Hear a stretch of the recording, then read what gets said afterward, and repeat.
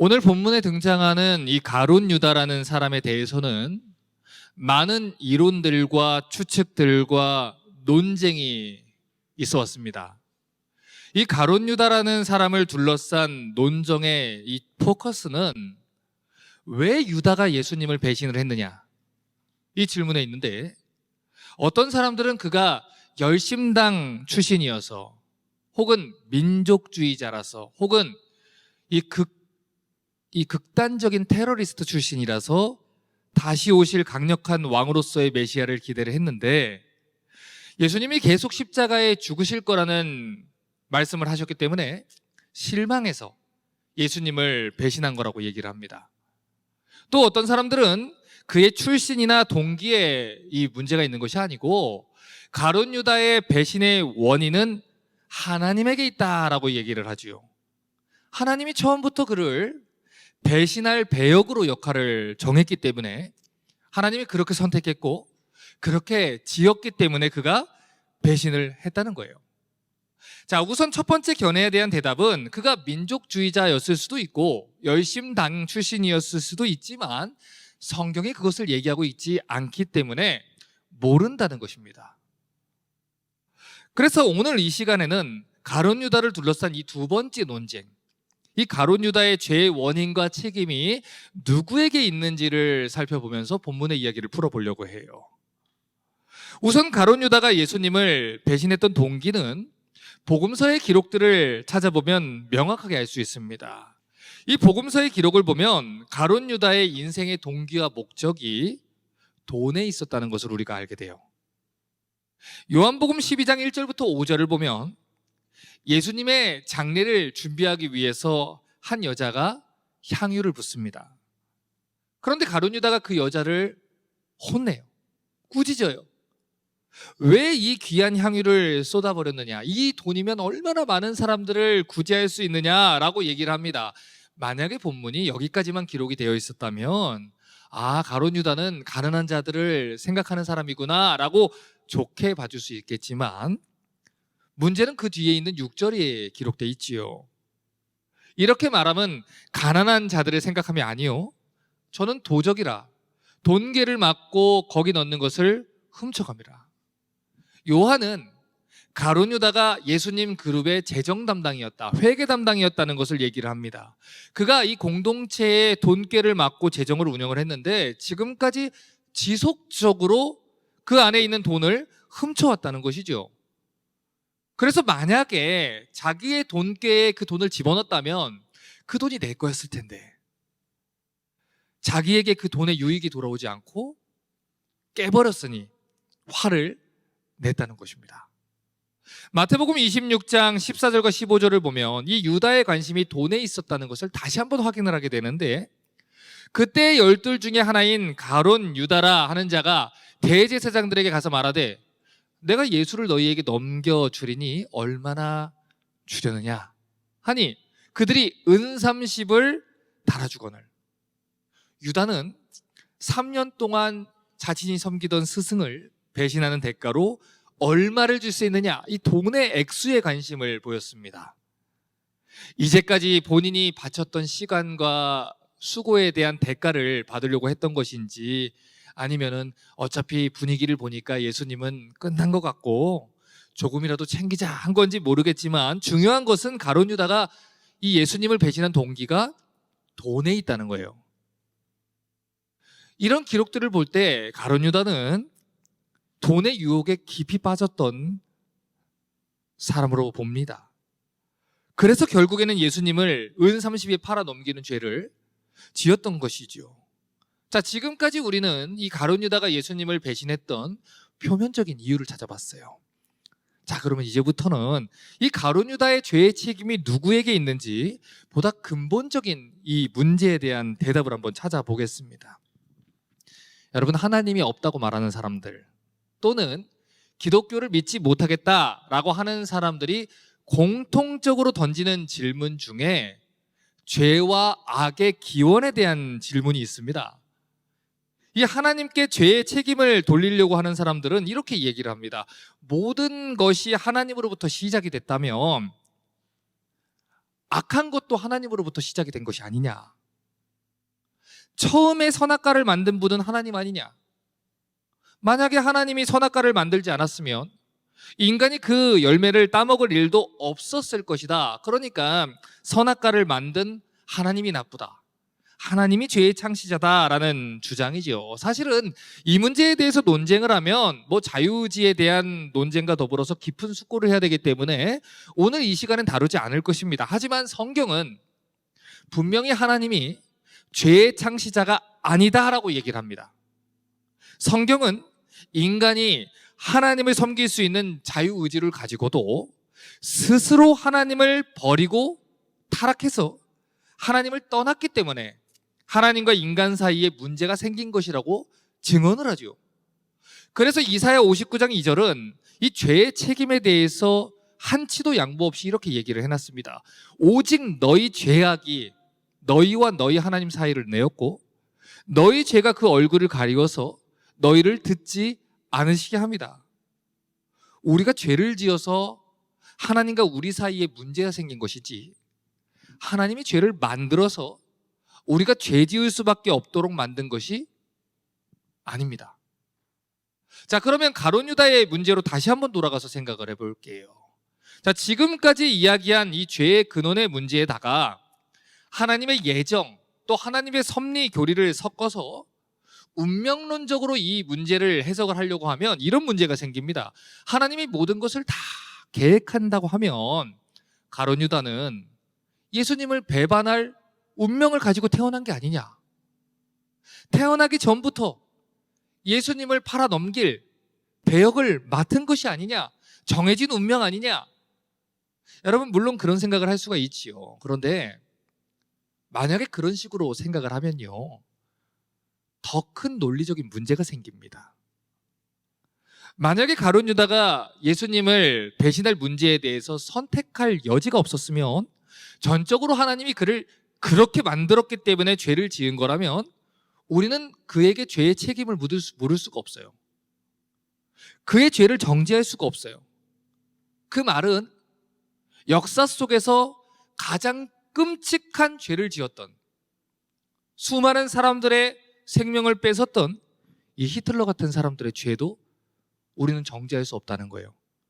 하나님이 그를 그렇게 지은 것이 아니냐라고 한다면요.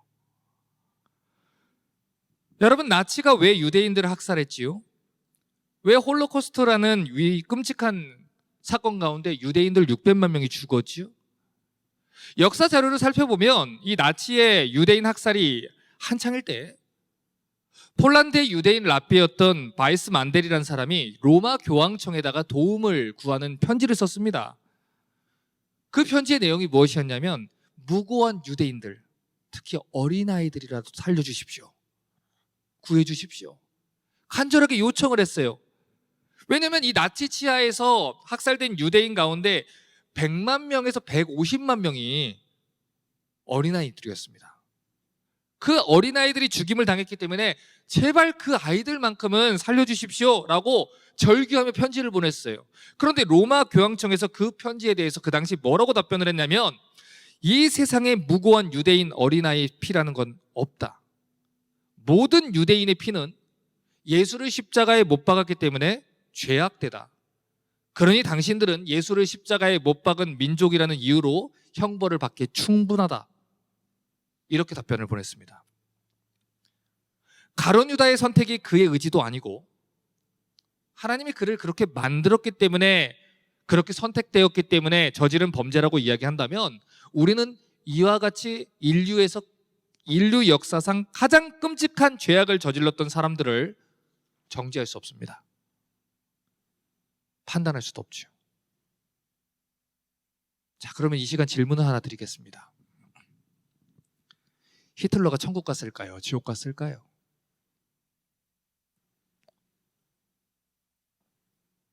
이거 망설이시면 안 되거든요. 거의 모든 사람들이 지옥에 갔을 거라고 얘기를 하지요. 그게 아니면 지옥에 가야만 한다라고 얘기를 합니다. 그의 죄가 하나님이 그를 원래부터 그렇게 만들어서 그냥 운명론적으로 지은 죄라고 한다면 하나님의 공에 문제가 생기게 돼요. 그리고 우리도 절대로 그를 정죄할 수 없게 됩니다. 여러분, 그래서 분명하게 말씀드릴게요. 가룟 유다의 죄는, 그 죄의 원인은 하나님께 있지 않습니다. 성경이 그의 배신을 예언을 한 것은 십자가 없는 인간의 죄된 상태를 이야기하는 것입니다. 12 중에 하나인 가룟 유다, 그는 그저 12 중에 하나였을 뿐이에요. 그 12 중에 누구도 죄를 지을 수 있었던 상태라는 것입니다. 그것이 죄로 타락한 인간의 본성이에요. 언제든지 가룟 유다와 같이 삶 속에서 예수를 팔아 넘길 수 있는 상태에 있는 존재라는 것이지요. 여러분, 게다가 사실 이 가룟 유다가 저지른 죄는요, 세상에 있는 모든 죄악 중에서 특별히 나쁜 악이 아니었습니다. 그의 죄는 우리도 얼마든지 저지를 수 있는 평범한 악이었어요. 삶 속에서 예수님을 배신하고 돈을 훔치고 팔아넘기는 것은 이 세상에서 우리도 얼마든지 저지를 수 있는 일이고, 지금도 우리가 어쩌면 저지를 수 있는 악 중에 하나입니다. 다만 그 사건이 예수 그리스도와 이 십자가의 빛 속에서 비추어졌기 때문에 그 악의 실체가 선명하게 드러났을 뿐이에요. 그러므로 이 부분을 잘 이해하셔야 됩니다. 구속사의 흐름에서 예수님은 누군가에게 배신을 당하셔야만 했어요. 그래야만 십자가에 달리실 수 있었겠지요. 어쩌면 누군가에게 배신 당해야만 하는 것은 불가피한 일이었을지도 모릅니다. 하지만 그 배신을 반드시 유다가 해야만 했던 것은 아닙니다. 그 배신을 위해서 유다를 지으신 것도 아닙니다. 마태복음 26장 24절은 말합니다. 인자는 자기에게 대하여 기록된 대로 가거니와 인자를 파는 그 사람에게는 화가 있으리로다. 인자는, 예수님은 자기에게 대하여 기록된 대로 가게 되어 있습니다. 하나님이 계획하셨기 때문에 예수님은 반드시 십자가에 달려 죽임을 당하게 되어 있어요. 하지만 반드시 유다가 그 역할을 했어야 하는 건 아니에요. 반드시 유다가 예수님을 팔아 넘겨야 했던 것은 아니라는 것입니다. 여러분, 가룟 유다를 누가 태어나게 하셨지요? 하나님이죠. 그런데 왜 그를 지으신 하나님께서 그가 나지 않았다면 좋을 뻔했느니라 라는 얘기를 할까요? 하나님이 후회하시는 걸까요? 하나님이 실수했다고 하는 걸까요? 아차, 유다는 만들지 말았어야 했는데 하시는 걸까요? 하나님은 인생이 아니시니 시건치 않으시고 인자가 않으시니 후회가 없으시도다. 하나님은 후회하지 않으세요. 하나님은 실수하지 않으세요. 하나님은 충동적으로 무슨 일을 하지 않으세요. 하나님은 백업이 필요하지 않으세요. 지금 이 말씀은 유다가 잘못된 선택을 했기 때문에, 그 선택이 치명적이었기 때문에 그런 선택을 하지 않는다면 얼마나 좋을까? 예수님이 슬퍼하시고 애통하시고 경고하시는 말씀입니다. 지금이라도 멈추라는 거예요. 여러분, 가룟 유다는 유별나게 악마 같은 사람이 아니었습니다. 그저 보통 사람 중에 하나였어요. 타락한 본성을 가진 죄인 중 한 사람이었다는 것이지요. 하지만 그가 예수님을 팔아 넘기는 죄를 지었던 이유는 그가 예수님을 하나님의 아들로 믿지 못했기 때문입니다. 그가 예수님이 하시는 모든 말씀을 믿지 못했기 때문이에요. 인자가 대제사장들에게 끌려가 고문을 당할 것이다 라는 말에만 주목이 가는 것이지, 고문을 받고 고난을 당하고 3일 만에 다시 살아나리라 라고 하신 예수님의 말씀을 믿지 못한 것이죠. 하나님의 말씀을 믿지 못하니까 죄인의 본성대로 하는 것입니다. 그래서 배신한 것이고 예수님을 팔아넘긴 것이고 돈을 받은 것입니다. 다시 말해서 가룟 유다의 죄는 타락한 죄인들이 삶 속에서 얼마든지 저지를 수 있는 죄라는 거예요. 자, 이 개념을 이해하기 위해서 제가 중요한 질문을 드리겠습니다. 예전에 우리 교회 생활 가이드 때도 한번 제가 질문을 드렸었지요. 다시 한번 답변해 보세요. 여러분, 하나님 보시기에 사울 왕의 인생이 나쁩니까? 다윗의 인생이 나쁩니까? 거의 대부분의 사람들이 사울이 나쁘다고 하지요.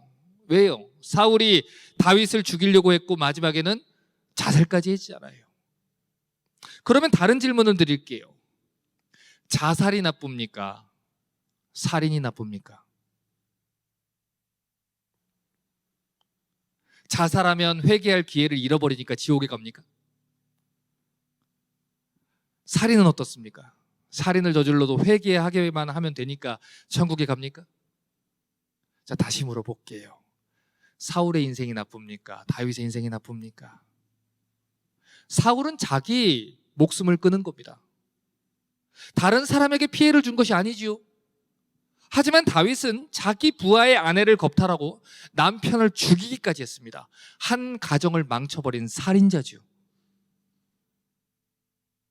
부하의 아내를 겁탈하고 끝난 게 아니에요. 유다처럼 후회해서 자살을 한 것도 아니에요.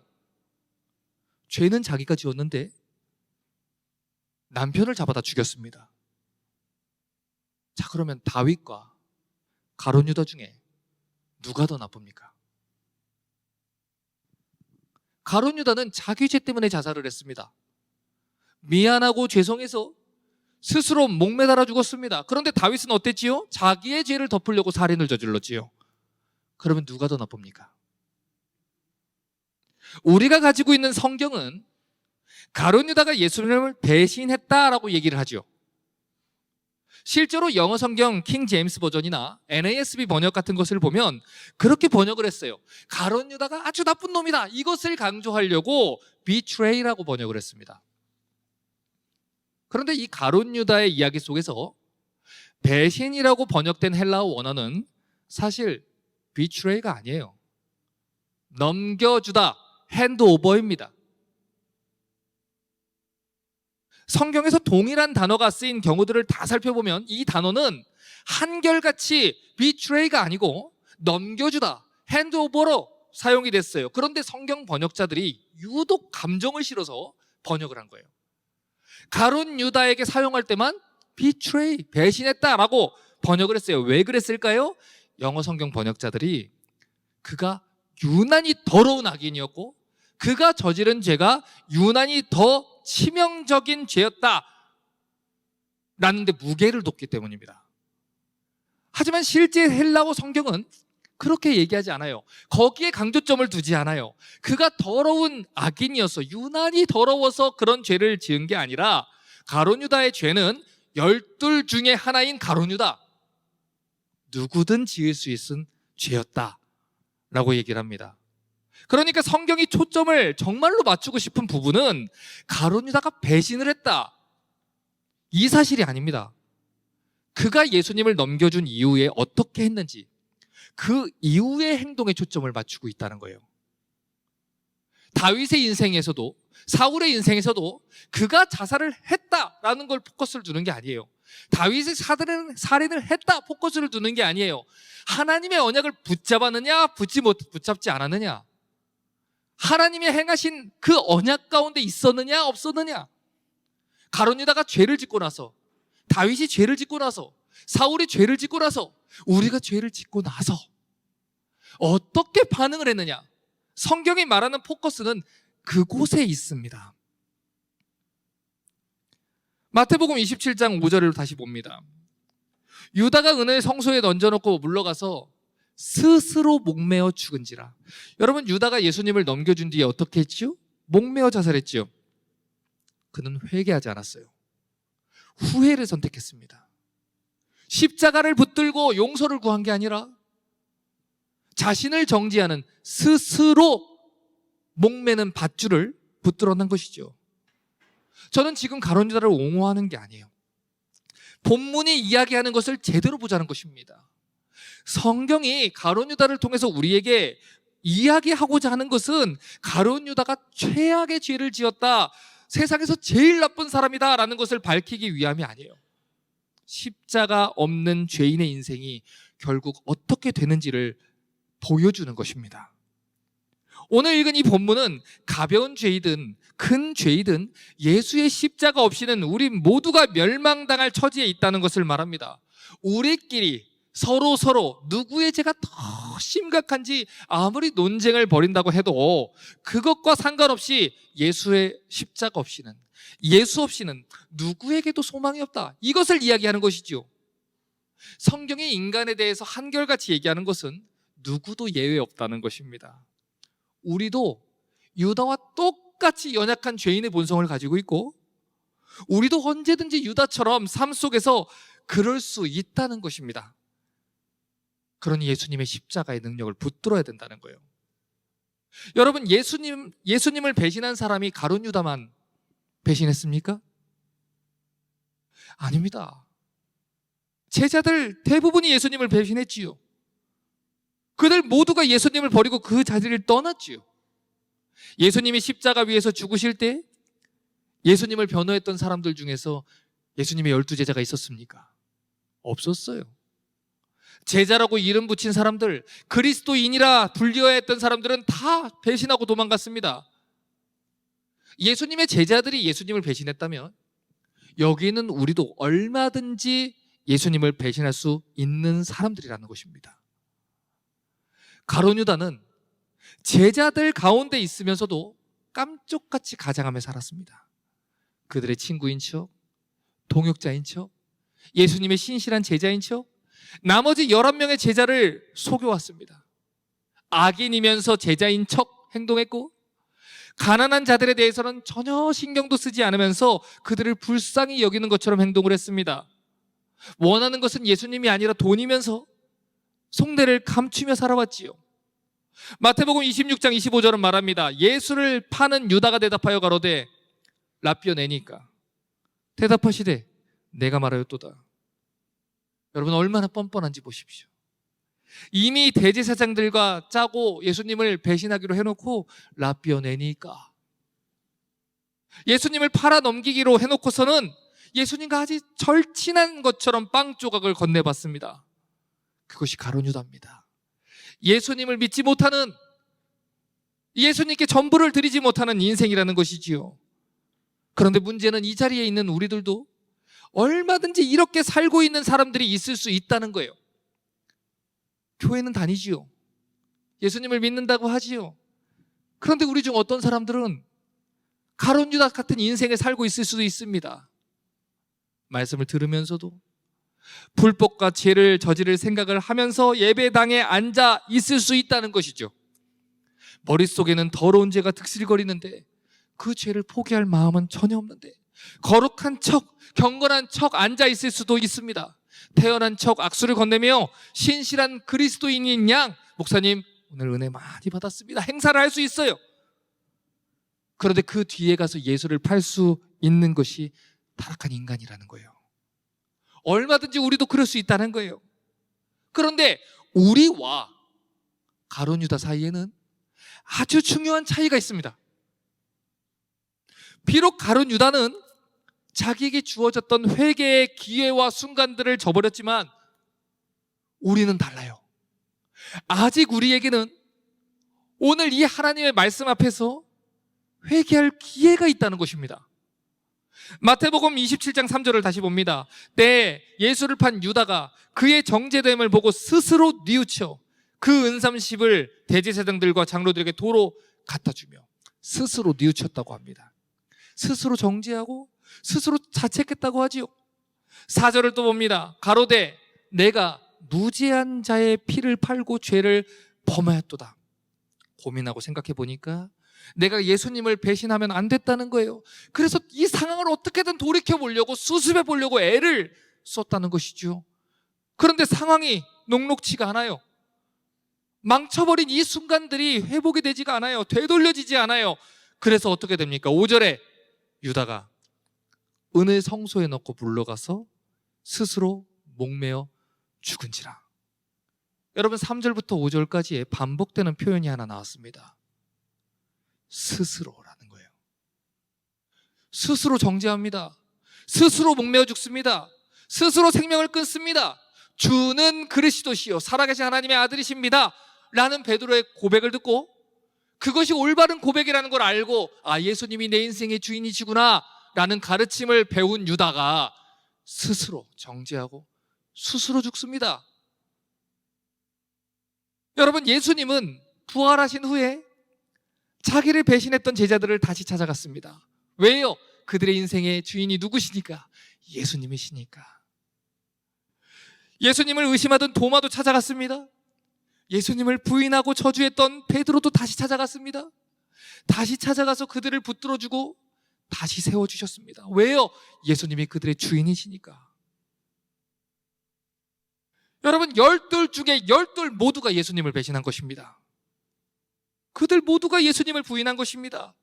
그런데 예수님은 그들을 찾아가십니다. 용서하십니다. 다시 세워주십니다. 마태복음 26장 31절에 때에 예수께서 제자들에게 이르시되 오늘 밤에 너희가 다 나를 버리리라. 이미 예수님은 가룟 유다뿐만 아니라 12 제자 모두가 예수님을 버릴 것을 알고 있었습니다. 마태복음 26장 34절에 예수께서 가라사대 내가 진실로 내게 이르노니 오늘 밤 다굴기 전에 네가 3번 나를 부인하리라. 이미 예수님은 가룟 유다가 배신할 것뿐만 아니라 베드로가 3번 예수님을 부인한 것도 알고 있었습니다. 마태복음 26장 21절에 저희가 먹을 때 이르시되 내가 진실로 너희에게 이르노니 너희 중 한 사람이 나를 팔리라. 이미 예수님은 가룟 유다가 예수님을 팔 것도 알고 계셨다는 것입니다. 그러니까 예수님은 다 알고 계셨다는 겁니다. 누구의 죄가 더 크고 누구의 죄가 더 심각하고 누구의 죄가 더 용서받지 못할 만하고 그 모든 것은 우리가 내린 판결이지만 하나님 눈앞에 있는 모든 사람들은 멸망받을 죄인이기 때문에 그대로 두면 스스로 예수님을 팔고 스스로 부인하고 스스로 배신하고 스스로 목매어 죽으리라 할 인생이기 때문에 예수님이 오신 것입니다. 알고 오신 것입니다. 알고 가르친 것입니다. 알고 십자가에 죽으신 것입니다. 그래서 예수님이 대신 죽으시고 우리를 의롭게 변화시키시고 하나님 말씀에 순종할 수 있는 사람으로 거듭나게 해주기 위해 십자가에 달려 죽은 것입니다. 오늘 가룟 유다의 가장 큰 비극은 예수님이 십자가에 못 박히신 것을 바라보지 못했다는 것입니다. 유다의 가장 큰 비극은 십자가를 이해하지 못하고 십자가의 대속의 능력을 모른 채 자기의 생명을 스스로 끊었다는 것입니다. 자기 같은 죄인은 용서받을 수 없다고 생각하면서 구원받을 기회를 스스로 잘라낸 것입니다. 유다는 자기와 같은 죄인들을 구원하러 오신 하나님의 사랑을 알지 못했어요. 그래서 나 같은 죄인은 용서받지 못한다. 이 죄는 용서받지 못한다. 다윗의 죄는 용서받아도 나의 죄는 용서받지 못한다. 거듭나게 하시는 능력과 사랑을 붙들지 못한 것입니다. 누가복음 23장을 보면 유다만큼이나 나빴던 십자가의 강도도 그보다 훨씬 더 절망적인 상황에서 주여 당신의 나라 임하실 때 나를 기억하소서, 이 한마디 회개로 내가 오늘 나와 함께 낙원에 거리라는 용서를 받았습니다. 유다만큼이나 나빴던 베드로도 요한의 아들 시몬아 내가 나를 사랑하느냐? 이 3번의 사랑 문답을 통해 회복 주셨습니다. 유다만큼이나 미련했던 도마도 그 손가락을 내 몸에 넣어보고 믿음 있는 자가 되라. 그의 믿음을 복돋아 주셨습니다. 그런데 유다는 예수님을 신뢰하지 못해서, 십자가의 능력을 신뢰하지 못해서, 자신을 붙드실 하나님의 능력을 신뢰하지 못해서 스스로 생명을 끊고 인생을 포기했다는 것입니다. 여러분, 예수님이 유다가 어떤 사람인지 몰라서 돈을 맡겼겠습니까? 예수님이 유다가 어떤 사람인지 몰라서 제자로 부르셨을까요? 아닙니다. 다 아시면서도 그에게 변화될 수 있는 기회를 주신 것이고 책임을 주시고 내가 너를 이렇게 신뢰하고 있다, 형제라 부르시고 사랑해 주신 겁니다. 예수님이 제자들의 발을 씻기실 때 유다는 빼놓았습니까? 유다의 발은 예수님을 배신하러 걸어갈 더러운 발이니 그 발은 씻기지 않겠다고 하셨습니까? 너희 중에 하나가 나를 팔리라고 했던 그날에 내가 지금까지는 몰랐지만 이제 알았는데 너를 어떻게 씻기겠느냐 아시겠습니까? 예수님은 유다의 발도 씻기셨습니다. 유다에게 떡 조각을 나눠주셨습니다. 이 마지막 만찬 시간에도 가장 좋은 자리에 유다를 앉히시고 멈추라고 하셨습니다. 예수님은 유다가 자살하는 걸 원하지 않으셨습니다. 부하로 만날 수 있었다면, 유다가 그의 인생을 포기하지 않았다면, 그가 예수님을 팔아넘기는 악한 죄를 지었을지라도 그를 다시 찾아갔을 것입니다. 그가 하나님께 회개하고 돌이켰다면 그 또한 용서하셨을 것입니다.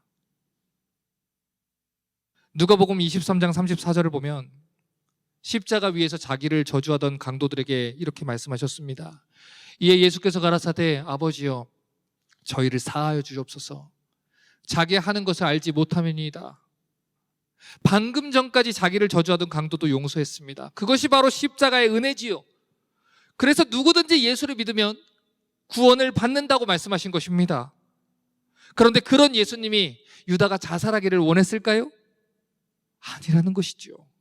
예수님은 끝까지 유다가 돌이키기를 원했습니다. 그런데 유다가 예수님의 사랑과 용서를 믿지 못하고 스스로 죽음을 선택한 것입니다. 만약에 유다가 십자가 위에서 용서받는 강도의 모습을 봤다면 그의 인생이 달라졌을 것입니다. 그가 눈을 들어서 본 것이 자살을 위해 목매어 달 밧줄이 아니라 자기를 위해서 십자가에 달리신 예수 그리스도셨다면 그의 인생은 달라졌을 겁니다. 그런데 그는 십자가가 아닌 목매달 밧줄을 바라본 것이죠. 유다의 가장 큰 잘못은 예수님을 배신한 것이 아닙니다. 돈을 받은 것도 아닙니다. 돈을 훔친 것도 아닙니다. 그의 가장 큰 잘못은 예수 그리스도의 십자가를 바라보지 못한 것입니다. 십자가의 사랑과 용서의 능력을 믿지 못한 것입니다. 이제 설교를 마무리합니다. 우리 중에도 가룟유다 같은 사람들이 있을 수 있습니다. 겉으로 드러나지 않지만 여전히 삶에서 예수를 배반하고 사는 가망없어 보이는 죄인들이 있을 수 있지요. 그래서 어떤 사람들은 교회를 떠납니다. 스스로 자책하며 정죄하며 자신의 죄를 자책하며 떠납니다. 나 같은 사람은 교회에 어울리지 않는다고, 양심상 잊지 못하겠다고 교회를 떠납니다. 후회하고 되돌리고 싶은데 되돌릴 수 없는 큰 죄를 지었기 때문에 극단적인 선택을 하는 사람들이 있습니다. 하지만 그래서는 안 된다는 거예요. 우리의 인생이 엉망이 될수록, 우리의 선택이 예수님을 십자가로 내몰수록 더더욱 십자가 앞으로 나오셔야 됩니다. 우리가 망친 모든 것들을 예수님이 회복시킬 수 있습니다. 그러므로 후회의 밧줄이 아닌 십자가를 바라보십시오. 유다가 목을 맨 그 후회의 밧줄이 아니라 우리의 죄를 위해 십자가에 달리신 예수 그리스도 앞으로 나오시길 바랍니다. 이번 주는 고난주간입니다. 많은 사람들이 고난주간만 되면 예수 그리스도의 고난에 참여하는 자들이 됩시다 결심을 하기도 합니다.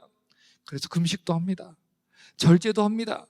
예수님의 육신의 고통에 감정을 이입하면서 슬퍼해 보기도 합니다. 하지만 예수 그리스도의 고난은 우리가 참여할 수 있는 성질의 것이 아닙니다.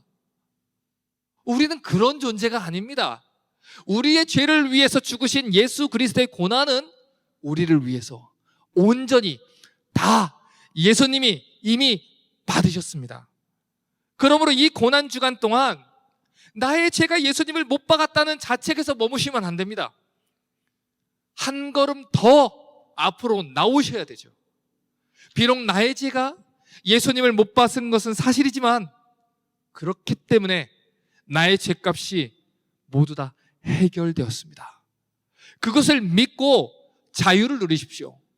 이 한 주 동안 예수님이 얼마나 나의 모든 죄를 용서하시고 나의 큰 죄를 용서하시기 위해 대신 고난당하셨는지 그 예수님의 고난이 나를 향한 사랑에서 비롯된 것임을 묵상하고 그분을 더욱 사랑하는 한 주가 되시기를 바랍니다.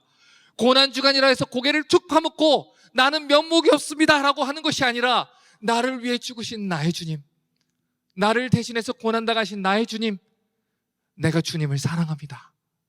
내가 주님을 너무나도 사랑합니다. 내가 모든 것을 망쳐놓았고 무너졌고 쓰러져 왔지만 하나님, 주님 그런 나를 위해서 십자가에 죽으셨으니 내가 주를 자랑합니다. 고개를 들고 어깨를 펴고 주를 더욱 사랑하는 한 주가 되셔야 합니다. 갈라디아서 6장 14절은 말합니다. 그러나 내게는 우리 주 예수 그리스도의 십자가 외에 결코 자랑할 것이 없으니 그리스도로 말미암아 세상이 나를 대하여 십자가에 못 박히고 내가 또한 세상을 대하여 그러하니라. 나는 죄인 중에 괴수입니다. 복음의 비방자입니다. 폭행자입니다. 살인자입니다. 그리스도의 교회를 박해하던 자입니다. 예수를 십자가에 못 박힌 자입니다. 예수를 떠났던 자입니다. 염치 없는 죄인입니다. 그러나 이전 것은 다 지나갔으니 새 것이 되었습니다. 나를 위해 주께서 죽으셨으니 새 것이 되었습니다. 그 십자가가 나를 새롭게 하셨으니 주 안에서 기뻐하고 주 안에서 자유를 누립니다. 고린도후서 5장 17절에 그런즉 누구든지 그리스도 안에 있으면 새로운 피조물이라. 이전 것은 지나갔으니 보라 새 것이 되었도다. 예수 안에 있는 자는 새로운 피조물입니다. 살인자 다윗 같은 사람도 하나님 마음에 합한 자라는 칭호를 받았습니다. 살인자 모세도 하나님과 얼굴을 대면하여 보던 여호와의 종이란 칭호를 받았습니다. 살인자 바울도 하나님이 인정하시는 사도로서 생을 살았습니다. 예수님을 부인했던 베드로도, 의심했던 도마도 누구든지 주 예수 그리스도 앞으로 나오면 구원을 받는 것입니다. 로마서 10장 13절은 말합니다. 누구든지 주의 이름을 부르는 자는 구원을 받으리라. 베드로도 구원받습니다. 다윗도 구원받습니다. 죄인 중에 괴수도 구원받습니다. 누구든지 십자가 앞으로 나오기만 하면 구원을 받습니다. 주 앞에서 용서받지 못할 죄가 없고 주 앞에서 새롭게 되지 못할 영혼은 아무도 없습니다. 그러므로 자유하십시오. 유다처럼 포기하지 마시고 십자가 앞으로 나오십시오. 세상이 무엇이라 말하든, 여러분 주변의 사람들이 무엇이라 여러분을 정죄하든 새로운 피조물로 사십시오. 후회의 밧줄을 붙잡지 마시고 정죄의 밧줄에 목매지 마시고 자유하시고 오늘 다시 그리스도 앞에서 한 걸음 또 한 걸음 그렇게 예수 그리스도를 더욱 사랑하게 되시기를 주님의 이름으로 축복합니다.